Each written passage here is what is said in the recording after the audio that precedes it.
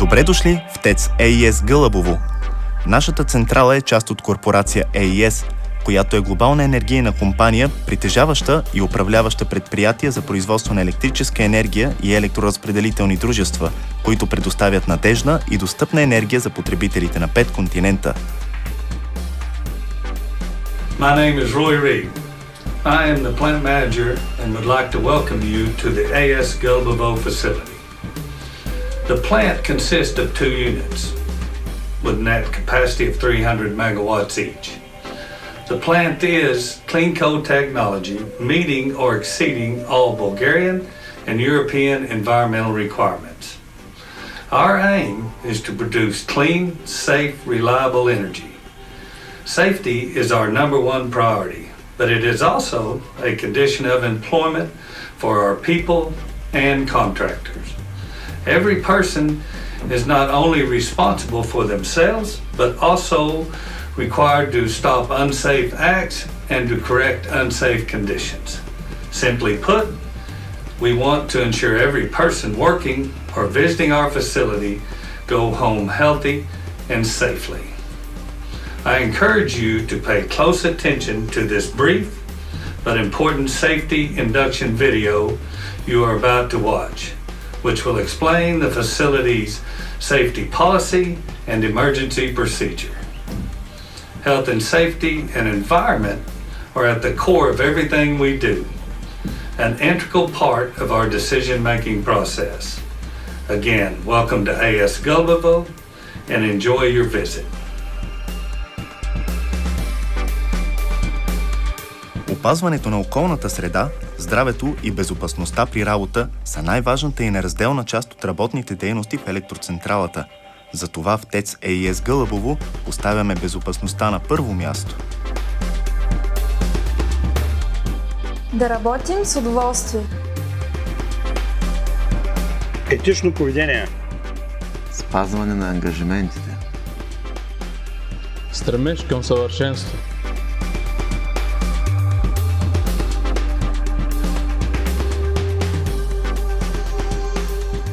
За ръководство на централата, осигуряването на безопасността на всички наши служители, изпълнители и хората в общностите, в които работим, наред с опазването на околната среда е първостепенен ангажимент.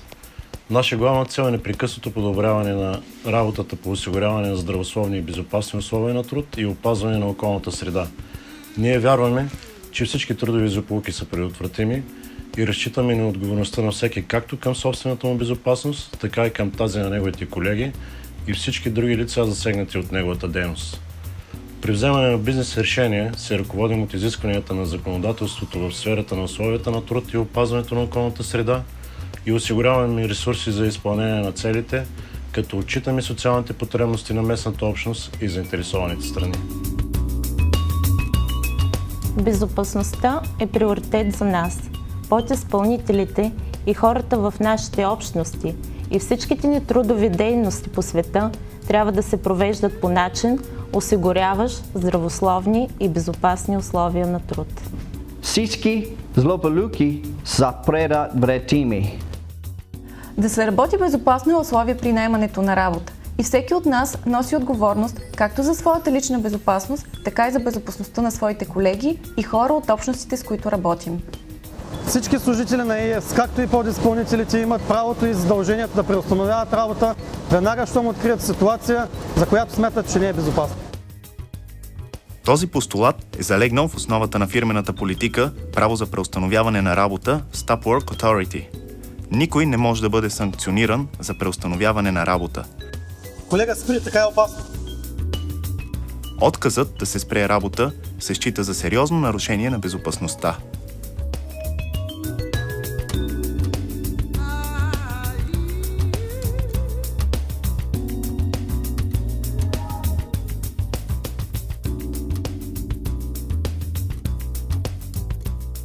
Всички лица, влизащи в обекта, подлежат на проверка на багажа и документите съгласно Закон за частната охранителна дейност. Първо, искане за достъп до територията на централата се подава до съответния служител или отдел, който ще бъде посетен. Второ, разрешението за влизане на обекта се издава от служителите на отдел сигурност в AES въз основа на предоставен документ за самоличност. Трето, отдел сигурност издава пропуск за достъп. Четвърто, посетителите се придружават от служител на АИС или на отдел сигурност до залата за провеждане на инструктаж. Пето, при влизане с МПС се издава и пропуск за МПС. Трябва постоянно да носите картата за достъп и незабавно да докладвате на придружителя ви от АИС в случай на загуба. Не се допуска преотстъпване на картата на друго лице. Снимането на територията на централата става само при получено разрешение на съответния началник отдел. Запомнете, на гърба на вашата карта за достъп има важни телефонни номера, на които да се обадите в случай на злополука или авария. Не се разрешава изнасяне на вещи или материали от централата без писмено съгласие от ръководителя на съответния отдел. Охраната на обекта си запазва правото да проверява всички превозни средства и личен багаж.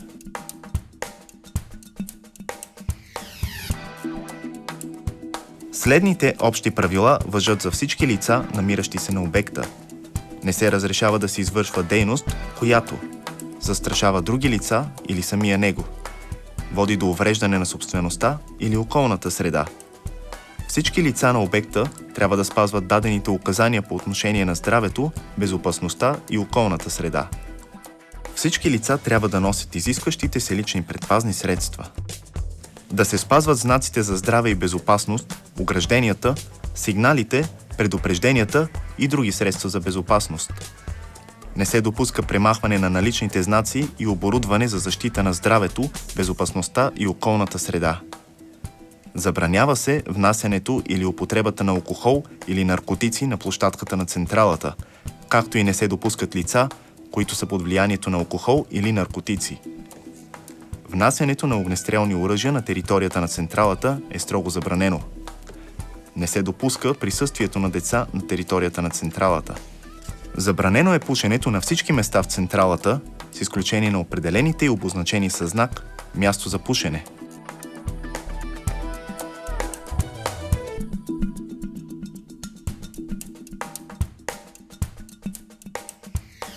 Реагиране при аварийни ситуации.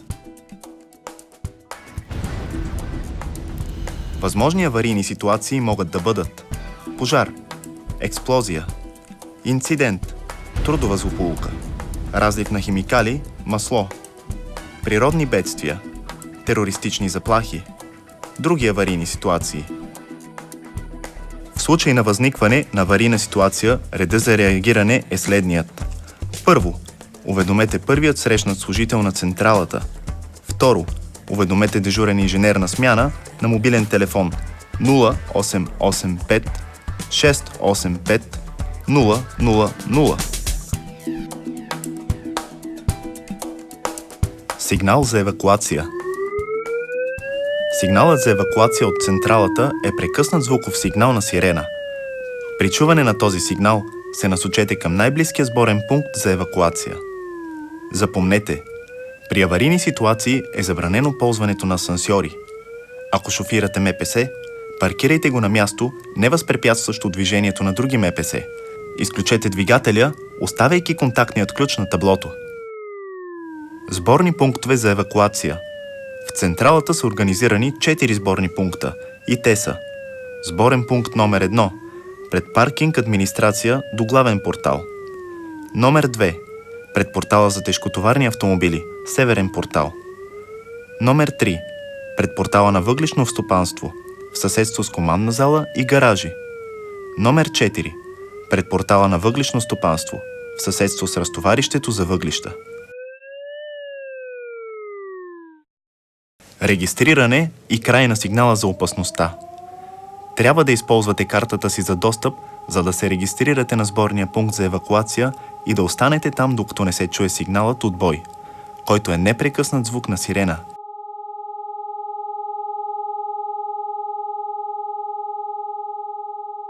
Запомнете, че сирените се тестват всеки последен петък на месеца от 11:55 часа за 1 минута.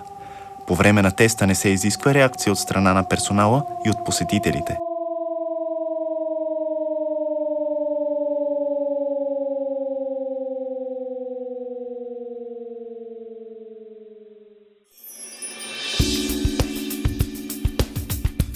Ще ви запознаем накратко с основните отдели, съоръжения и специфичните опасности в тях. Общи опасности в централата. Поражения от електрически ток. Шум. Пожароопасна среда.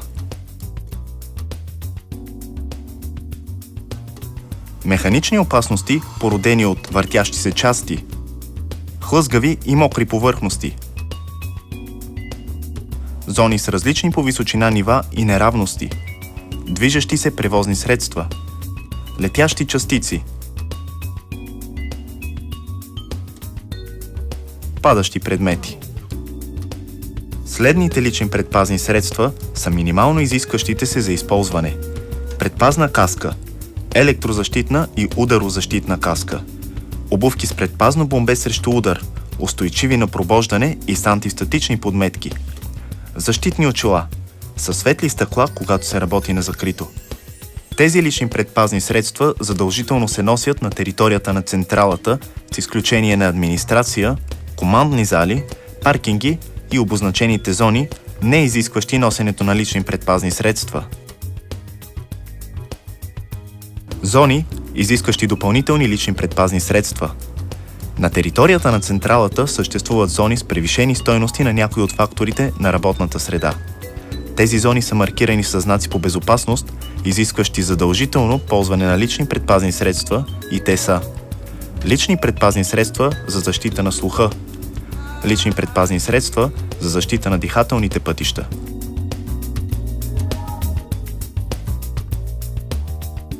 Турбинна зала е част от отдел енергопроизводство и тук съществуват следните опасности: високи нива на шум, вибрации, наличие на взривоопасни зони и съоръжения с висока повърхностна температура.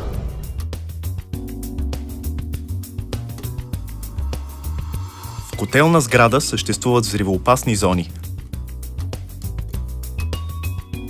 съоръжения с висока повърхностна температура и зони с високо съдържание на въглищен прах. Намираме се пред открита разпределителна уредба. Тук, както и при блочните трансформатори, напрежението е 400 000 волта. Тук съществува реална опасност от високо напрежение, статично електричество и електромагнитни полета. Затова достъп има само упълномощен персонал.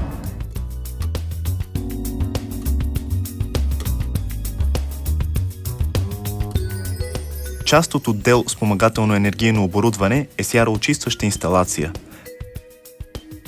Тук трябва да се съобразим с въздействието на високи нива на шум и наличието на механична опасност. В цеха за химическа водоочистка се работи с опасни химикали, като киселини и основи. Тук основната опасност е от попадане под въздействието на химични агенти.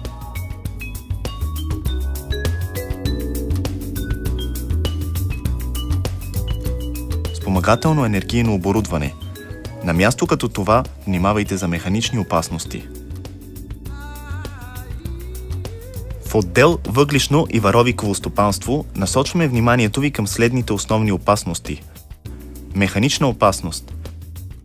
Поражение от електрически ток, пожар, взрив, прах, въздействие на шум.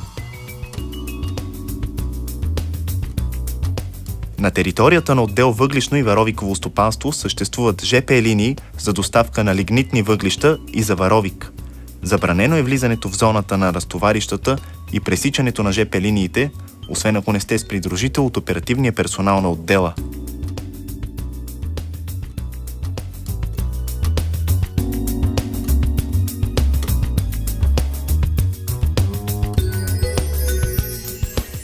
Превозните средства, които влизат в обекта, трябва да отговарят на нормалните изисквания за МПС, като застраховка гражданска отговорност, правоспособност на водачите, техническа изправност на МПС и други. На територията на централата разрешената скорост за МПС е 15 км в час. Задължително е спазването на знаците и правилата за движение. Напомняме ви, че по време на движение е задължително да бъдат поставени предпазните колани и включени късите светлини. Забранява се на шофьора да провежда разговори по мобилен телефон, без специално пригодено за целта устройство. Пресичайте вътрешнозаводските пътища на обозначените пешеходни пътеки с повишено внимание. Не се приближавайте до МПС, преди да предупредите неговия водач за вашите намерения и той да потвърди, че ви е забелязал. Избягвайте да пресичате зад МПС. Възможността водача да не ви види е висока.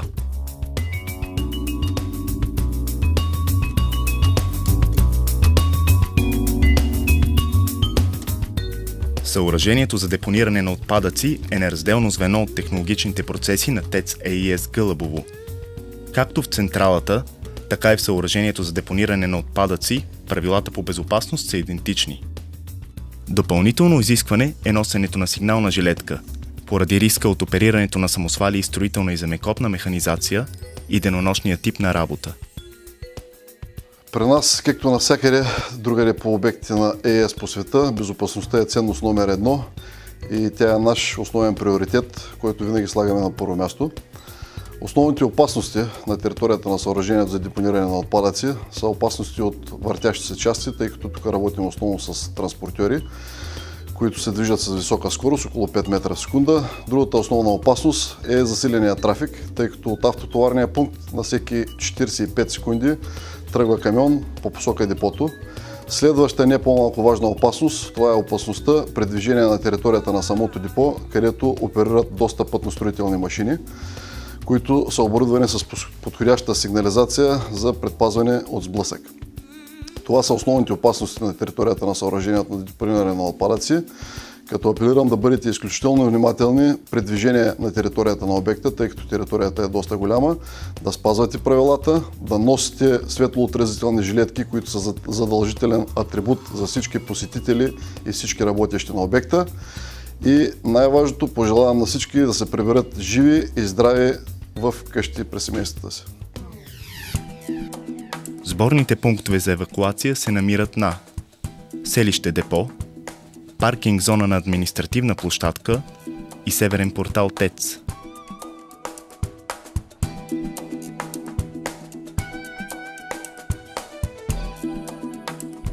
Изисквания, свързани с отпадъци. Събирайте всички отпадъци разделно, в специално обозначените съдове и контейнери, разположени на територията на централата, и станете част от нашите усилия за чиста околна среда. Изхвърляйте опасните отпадъци само в надписаните и обозначени кошчета или контейнери и плътно ги затваряйте. Отпадъците се изхвърлят в етикетирани кошчета с различен цвят на капака. Смесени битови – сив. Стъклени опаковки – зелен. Хартиени опаковки – син. Пластмасови опаковки – жълт. Замърсените опаковки се третират като смесени битови отпадъци. Опасни отпадъци – червен.